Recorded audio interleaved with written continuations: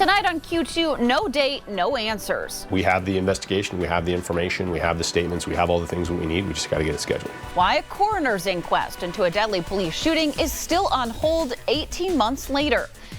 And alpacas on display. It just became a lifestyle that we loved as a family. How one local ranch is turning farm work into a tourist attraction. The MTN 430 News starts right now. And good evening. Thanks for joining us on this Monday. I'm Andrea Lutz. Tonight, 18 months after a deadly police shooting in downtown Billings, a coroner's inquest is still on hold. Officer Zach Wallace shot and killed a man armed with a machete outside the First Interstate Bank last May. So why is the case stalled? Our Isabel Spartz has new details on the delay. It was a shocking scene. Back in April of 2024, 45-year-old James Bennett was standing on the sidewalk of North 31st Street wielding In this video, he's surrounded by 7 Billings police officers before Officer Zach Wallace fires a taser. Then several seconds later, the man was shot 5 times by Wallace at close range. One law enforcement officer at the time discharged their weapon, killing the individual. That definitely is a mandatory inquest and will be scheduled. The job of a jury in a coroner's inquest could be to ultimately recommend what should happen in the case and if charges are needed. Now, a year and a half later, according to County Attorney Scott Twito, the case has seen some delays. I'm trying to get that one scheduled, but there's been some complications, sort of some unforeseen complications. The incident was investigated by the Department of Justice's Division of Criminal Investigations. We had meetings with the DCI agents that were involved in that case. And since that time, some of those agents have left the agency and gone off and done other things. And so that's sort of caused some delays. And so we're trying to get those things hammered out. Twito says this timeline is not unusual for these inquests, some taking anywhere from 18 months to over 2 years, but plans to have it scheduled within the next 6 months. To schedule an inquest, coroners must be brought in from outside the county. We're trying to get away from the agency investigating its own, so to speak, and so we've been working on that, but it's a resource thing. We have the investigation, we have the information, we have the statements, we have all the things that we need. We just got to get it scheduled. The officer was put on leave at the time, but as of now, the Billings Police Department has not yet responded in the time of this report to whether or not Wallace is still with the department. Reporting in Billings, I'm Isabel Spartz with MTN News. Tonight, a manhunt is underway in Wolf Point after an active shooter left one person dead and hurt another. Police say 26-year-old Ethan Murphy opened fire at the Albertsons parking lot Sunday night. The town was put on lockdown before the order was lifted. Murphy was still on the run. He's considered armed and dangerous with distinct face and neck tattoos. Authorities warn anyone helping him flee will face charges. A $1,000 reward is being offered for information leading to his arrest. Tonight, dozens of dogs pulled from a home near Shepherd in what deputies call a case of neglect and cruelty. The Yellowstone County Sheriff's Office says 42 were seized this weekend from a property on 12 Mile Road. Officials say conditions inside forced them to act, partnering with a local veterinarian to remove the animals. 5 dogs needed hospital care, while others are now in safekeeping. Breeds include Newfoundlands and Australian Shepherds, from young pups to adults. The Sheriff's Office is still investigating and has not yet announced charges. Billings may soon hand off the job of burning police evidence and drugs to the state. City leaders are in talks with the Montana Department of Justice after a September incident sent black smoke pouring out of the animal control incinerator, filling the nearby animal shelter. The plan would shift all drug and evidence burns to a highway patrol facility. The Attorney General's office confirms discussions are underway.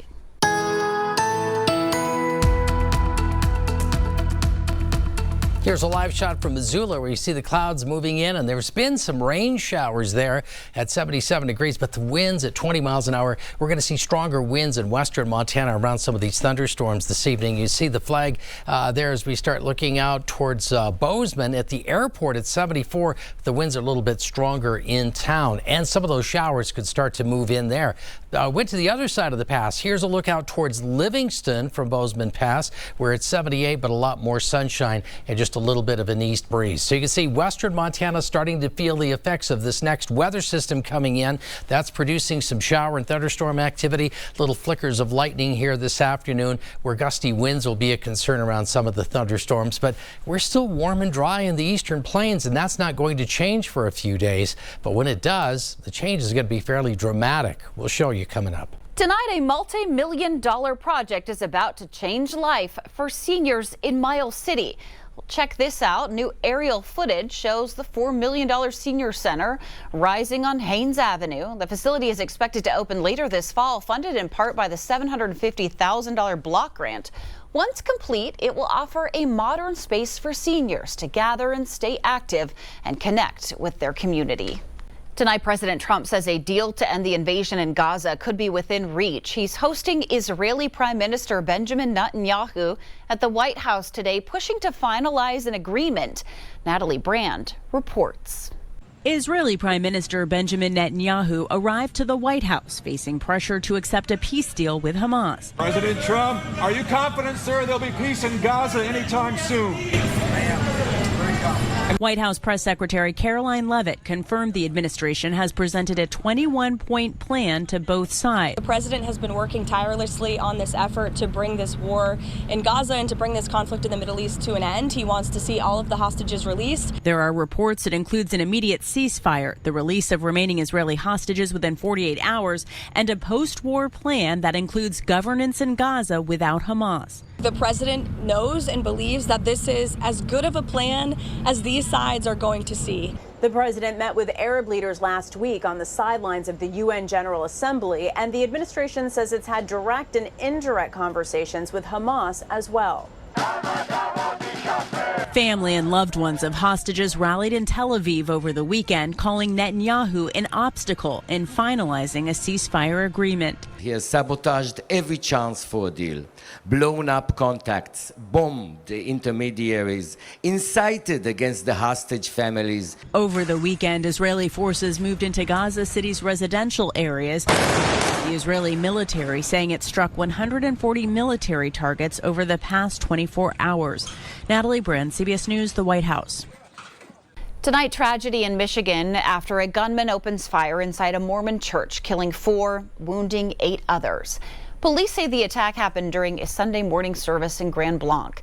After shooting worshipers, setting the building on fire, the suspect, 40-year-old Marine veteran Thomas Sanford, was shot and killed by police just moments after that 911 call. Authorities haven't released a motive, but they're calling it targeted violence. Tonight, there's a showdown at the White House. President Trump is meeting with congressional leaders as a government shutdown looms. Democrats want health care subsidies extended, but the president says no deal unless they back down. Erica Brown has the latest. President Trump is meeting with Republican and Democratic congressional leaders at the White House Monday in a last-ditch effort to avert a looming government shutdown. Democrats are pushing to extend Affordable Care Act subsidies set to expire at the end of this year and roll back cuts to Medicaid. We'll find a bipartisan path forward to meet the needs of the American people, starting with health care and lowering the high cost of living, because we're in a health care crisis right now. Republicans want to pass a short-term spending bill that would fund the government until mid-November, negotiating demands from Democrats at a later time. Hopefully there'll be some steps taken that can address the concerns that Democrats have, but you can't do this by Tuesday. If Congress doesn't get something to President Trump to sign by Tuesday night, the government faces a temporary shutdown. Thousands of federal workers could be furloughed and non-essential services would be disrupted. The president wants to keep the government open. He wants to keep the government funded. The president is giving Democrats one last chance to be reasonable today. President Trump has repeatedly blamed Democrats for the stalemate, warning a shutdown is likely. Well, we're going to see, but the radical left Democrats want to shut it down. I mean, it's up to them. The White House has also raised the stakes, threatening mass firings at federal agencies if no deal is reached to keep the government open. Erica Brown, CBS News, the White House. Autumn is crunch time for Montana farmers and ranchers, and that includes some fuzzier faces. One Yellowstone County Alpaca farm is getting its herd ready for tourism season. In tonight's Montana Ag Report, our Matt Carmack takes us to mule train alpacas for a look at life on the ranch. It's a hard day's work at any ranch. But here to mule train alpacas, it's hard and heartwarming work. It just became a lifestyle that we loved as a family. This is Angie and Udo Lingby Cox, who own the ranch. You could say their love story is just as interesting as the work they do. Well, I went over to Germany as an au pair, and then I applied for school over there and was accepted. And that's when I met Udo at school. They've been operating the farm with their kids since 2016. Angie and Udo say each day is filled with surprises, which is why their motto is Spit Happens. They're easy keepers. They're easy for kids to take care of. A big part of daily life here at Mule Train Alpacas is feeding 120 of these cute and furry little creatures.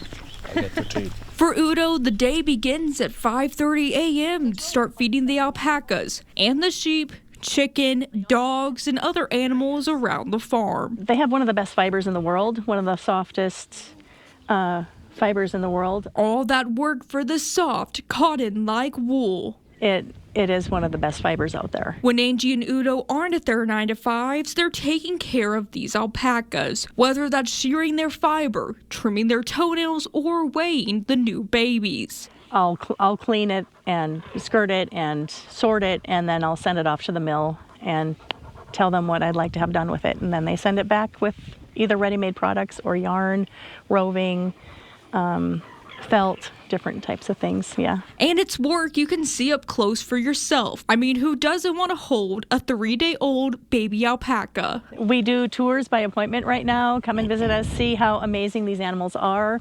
We love to share our animals and what they've done with everybody. You know, their fiber, the animals, just the interactions. So, reporting in Yellowstone County, Matt Carmack, MTN News. A single alpaca can yield 5 to 10 pounds of fleece per year, but that might not be the reason you want to raise these furry beasts. Their fleece only sells for about $4 a pound. Processing that wool into yarn can cost up to $50 a pound.